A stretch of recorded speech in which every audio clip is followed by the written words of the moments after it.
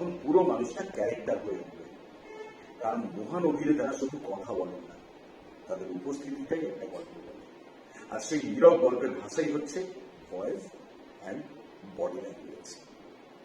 তার মানে মোদ্দা কথা হলো, একটা যেটা বুঝলাম সবশেষে, অন্তর বাহির দুটোকে একসঙ্গে নেই, মানে যেটা physicality and psychology, psychological statement and physical statement দুটোকে আমাদের এক করতে হবে। এক করে ব্রেন্ডিং করে অ্যাক্টিভিটি এমন চলবে, আমাদের শরীর দিয়ে, মন, চোখ দিয়ে, শরীর দিয়ে কথা বলবে, যেন অনুভব করা যায় আগের দর্শক।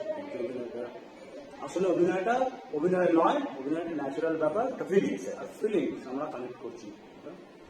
তো আজকে আলোচনা আমরা এইভাবেই দূরে এগোলাম। আমরা আগামী দিন আরো বসবো, আলোচনা করবো।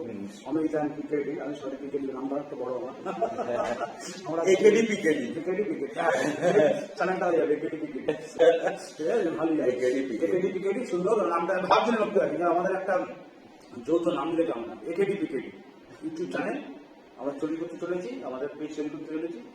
আমরা খেলার ছলে, আনন্দের ছলে আমাদের এই ক্রিয়েটিভ ব্যাপারটা নিয়ে আলোচনা, প্র্যাকটিস চলতে থাকবে।